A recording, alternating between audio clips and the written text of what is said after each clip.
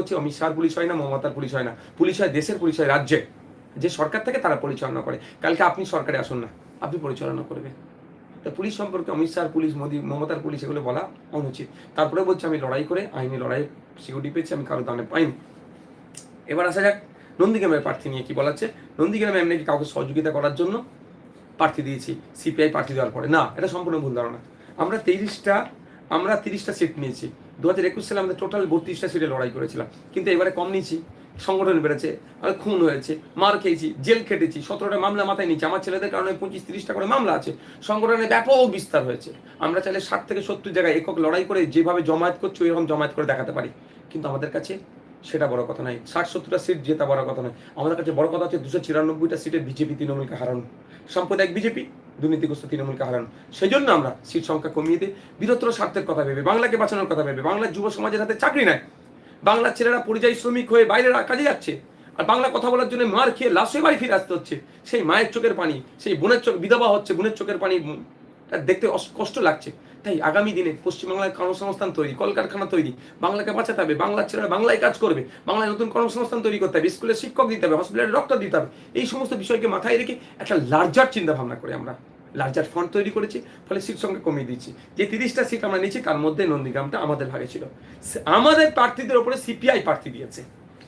যদি এটা বলতেন অভিষেক বাবু যে তোমরা কিসের জোট করেছো, নন্দীগ্রামে সিপিআই তাহলে আইএসএফ এর উপরে প্রার্থী দিল কেন, জোট হচ্ছে না ঘোট হচ্ছে, এটা যদি বলতো ওইখানকার নিয়ে একটা প্রশ্ন থাকতো। হ্যাঁ, তারা সেক্ষেত্রে আমি অন্য জায়গায় ব্যাখ্যা দিতাম, একটা প্রশ্ন থাকতো। তাছাড়া তিনি অবান্তর কথা আইএসএফ এর উপর চাপিয়ে দিচ্ছে, মানে মানুষকে গোমরাহ করছে। দেখুন, নকল মালের উপরে লেখা আছে নকল হইতে সাবধান, মানে সমস্যা হয়ে গেছে। নকল মালের উপরে লেখা আছে আর মানুষ ভাবছে যখন বলছে নকল হইতে সাবধান, এটাই আসল, কিন্তু না। বিজেপিকে আটকাতে তৃণমূল পারবে না। আবারও বলছি, এই নন্দীগ্রামে জব্দ করতে গেলে আইএসএফই পারবে, বামপন্থীরাই পারবে, শুভেন্দু অধিকারীকে। তৃণমূল কাকে দিয়ে জব্দ করছে? কি পবিত্র কর মহাশয়কে দিয়ে। যে পবিত্র কর সকালে বিজেপি ছিল, দুপুরে তৃণমূলের লোক। যে পবিত্র করের এগেনস্টে অভিযোগ আছে তিনি মুসলমানদেরকে খুন করেছেন, তৃণমূল। ওখানকার আমি গিয়ে কথা বলেছি ওনাদের সাথে, যে এখানে যখন পবিত্র কর বিজেপি ছিল, মুসলমানদেরকে দাঙ্গা করে বিজেপির হয়েছিল এবং মুসলমানদেরকে খুন করার ওনার নামে অভিযোগ আছে। আর সব থেকে বড় ইন্টারেস্টিং খবর হচ্ছে মমতা ব্যানার্জি ভাঙড়ে গিয়ে বলছেন আমাকে ভাঙড় দিয়ে দাও, আমি যা চাইবে তাই দেবো। মানে হচ্ছে আমাকে ভাঙড় দিয়ে দাও, আমি তোমাদেরকে উচ্ছেদ করবো। এটা হচ্ছে ওনার ভিতরকার কথা। আচ্ছা, মমতা ব্যানার্জি এত জায়গায় প্রোগ্রাম করলো, নন্দীগ্রামে কেন করলো না? আমি জানতে চাই নন্দীগ্রামে কটা স্টার লোক যে প্রোগ্রাম করেছে। ভাঙড়ে কখনো সাইনি ঘোষ, কখনো আপনার কি বলে ইউসুফ পাঠান, আরো অনেককে নিয়ে এসে প্রোগ্রাম করাচ্ছে। নন্দীগ্রামের শুভেন্দু বাবুর এগেনস্টে কেন করালো না? শুভেন্দু বাবুকে অকবার দেওয়া হলো, শুভেন্দু বাবুকে ছেড়ে দেওয়া হলো। এটা ভালো করে ছাড়া হলো এই জন্যই যে নন্দীগ্রামে পবিত্র করকে প্রার্থী করা মানে দুটোইতে বিজেপির প্রার্থী হয়ে গেল, তৃণমূলেরটা বিজেপির প্রার্থী আর বিজেপিরটা বিজেপির প্রার্থী। ফলে এখানকার মানুষজন ভোট দেবেন, এন করবেন, শুভেন্দু বাবু পেয়ে দিয়ে যাবে। এটা হচ্ছে একটা আন্ডারস্ট্যান্ডিং, এটা হচ্ছে বিজেমূল তথ্য, এটা বাস্তবে আপনাদের দেখিয়ে দিলাম। সুতরাং ওখানে আটকাচ্ছেন, নওশাদকে আটকাতে চাইছে। তাই আপনাদের বলবো, নন্দীগ্রামে আইএসএফ প্রার্থী দিয়েছে, বামেরা আইএসএফকে সাপোর্ট করেছে, শুধুমাত্র সিপিআই জোর করে প্রার্থী দিয়েছে। এটা আমাদের দোষ নয়, ওটা সিপিআই এর দোষ। অন ক্যামেরা বলছি, বিমান সেন আমাদেরকে একটা বিষয় বলেছিল, ইনশিওর করেছিল, কিন্তু সেটা শেষ পর্যন্ত সম্ভব হয়ে ওঠেনি। তিনিও প্রচেষ্টা হয়তো করেছিলেন, কিন্তু তার কথা আমাদের অন্য শরিক হয়তো মনে শোনেনি যে কোনো জায়গায় ফ্রেন্ডলি ফাইট হবে না, 1:1 হবে। অর্থাৎ আইএসএফ জোট ভার্সেস বিজেমূলের লড়াই হবে। সেই জায়গায় আমাদের সাথে এটা হয়েছে। আরো 3টে জায়গায় হচ্ছে মধ্যমগ্রামে ইচ্ছা করে সিংহ চিহ্ন দিয়েছে, বাসন্তীতে ইচ্ছা করে আরএসপি দিয়েছে, খানাকুলে ইচ্ছা করে আবার দিয়েছে প্রার্থী বামীদের একটা শরিক দল। কিন্তু তারপরেও সব জায়গাতে সিপিআইএম আমাদের সাথে আছে, এটা আমি জোর গলায় বলছি। বাকি জোটে আমার লোক আমাদের সাথে আছে, তারা শুধু ওখানে ডিস্টার্ব করেছে। তো এইগুলো বলে আপনাকে আমাকে গোমরাহ করতে চাইছে। আমি অনুরোধ করব, এদের দ্বারাই প্রভাবিত হবেন না, আপনার মাথা ঠান্ডা করুন। আগামী সকাল 6টা থেকে ভোটের ব্যবস্থা হচ্ছে, 7টা থেকে ভোট, সন্ধ্যে 7টা থেকে সন্ধ্যে 6টা পর্যন্ত।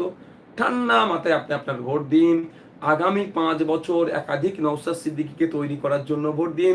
দলিত মা বাপকে বলবো, আদিবাসী মা বাপকে বলবো, মুসলমান মা বাপকে বলবো, এই হিন্দু ভাই আর বড় হিজাব টেনে দিল, মাথায় টুপি দিলে বড় মুসলমান ভক্ত হয়ে গেল, বলো হিন্দু ভক্ত হয়ে গেল, এই চক্রে পড়বেন না। এরা আপনাকে শোষণ করার জন্য নাটক করছে। এরা এরা নাটক করছে শোষণ করার জন্য, কে হিজাব টানছে, কে হিন্দু হিন্দু ভাই ভাই বলছে। বেটারা শুধুমাত্র ভোটের ভাই, ভোটের আপনের বাইরে আর কিচ্ছু নেই এদের কাছে। তাই আপনাদের বলছি এদের পাল্লায় পড়বেন না। আগামী 5 বছর আপনি যদি ভালো থাকতে চান, আসুন আইএসএফ এর হাতকে শক্ত করুন, বামপন্থীদের হাতকে শক্ত করুন। আপনার ছেলের পরিযায়ী শ্রমিকের তকমাও লাগবে না, 1,500 টাকার বেকার ভাতাও দিতে লাগবে না। আমরা আপনাদের কমিটমেন্ট করছি 1 ফ্যামিলি 1 জব, প্রতিটা পরিবার থেকে একজন করে চাকরি, স্থায়ী চাকরির ব্যবস্থা করব। মহিলা নিরাপত্তার ব্যবস্থা থাকবে স্ট্রং। শুধু তাই নয়, মায়েদের লক্ষ্মীর ভান্ডার সহ যে স্কিমগুলো আছে একটা বন্ধ হবে না, উল্টে আমরা এই স্কিমের আরো বাড়িয়ে দেবো। যে টাকা দিচ্ছে টাকা বাড়াবো, বাড়িয়ে আমাদের রাজ্যের মানুষকে সুখে রাখবো, তাদের লাইফ স্টাইলকে আপগ্রেড করব। তাই দিকে দিকে যারা বামপন্থী আইএসএফরা প্রার্থী দিয়েছে তাদেরকে আপনারা জিতাবেন, এই আশা আপনাদের কাছে আমি করছি। তো আপনাদের বলবো কারো কথায় প্রভাবিত হবেন না। যা আজকে রাত্রে টাকা পয়সা বিরিয়ানি প্যাকেট প্যাকেট বা বাড়ি ভাড়ি দেবে বলেছে, যা বলছে এখানে ঢুকাবেন, এখানে বার করবেন, যা দিচ্ছে নিয়ে নেবেন। কিন্তু ডান হাতে সকালবেলা ইভিএম মেশিনের 5 নম্বর বোতামটা ভাঙড়ে খাম চিহ্নে দেবেন, দিয়ে জিতাবেন। ক্যানিং পূর্ব, ক্যানিং পশ্চিম থেকে শুরু করে রাজ্যের দিকে দিকে যেখানে খাম চিহ্নে, যেখানে বামের আছে তাদেরকে জিতাবেন। আর গুটি কয়েক কথা বলবো, আমরা দেখছি যেভাবে ওয়াকাফ সম্পত্তি তৃণমূলের আমলে লুট হয়েছে, একইভাবে দেবত্ব সম্পত্তি তৃণমূল আমলে লুট হয়েছে। শুধু তাই না, আমার ভাঙড়েও রিফিউজি ল্যান্ড চুরি হয়েছে, রিফিউজি ভাইদের জন্য যেগুলো সরকার থেকে অ্যালটমেন্ট করা হয়েছিল। আমি লড়াই করছি ওয়াকাফ সম্পত্তি উদ্ধার করে ওয়াকাফ বোর্ডের হাতে তুলে দেওয়ার জন্য। আমরা বামেরা কমিটমেন্ট করেছে, আইএসএফ কমিটমেন্ট করেছে, ক্ষমতায় আসলে যত ওয়াকাফ সম্পত্তি চুরি হয়েছে সব ওয়াকাফ বোর্ডের হাতে উঠবে। দেবদেবী মন্দিরের নামে যা সম্পত্তি, জাহেরতানের নামে যা সম্পত্তি ক্ষমতায় আসলে উদ্ধার করে সবটাই জাহেরতান দেবদেবী মন্দিরের নামে উদ্ধার হবে। আর রিফিউজি ল্যান্ড যেগুলোকে বিক্রি করে দিচ্ছে, ফেক দলিল তৈরি করে, ফেক দলিল, ডুপ্লিকেট দলিল বানিয়ে ক্ষমতায় আসলে সেগুলো কমিশন বসিয়ে সেই ফেক দলিলগুলোকে বাতিল করে আবার রিফিউজি ল্যান্ডে যারা অধিকারী তাদের হাতে তুলে দেওয়া হবে। এই কমিটমেন্টটা আমরা করছি।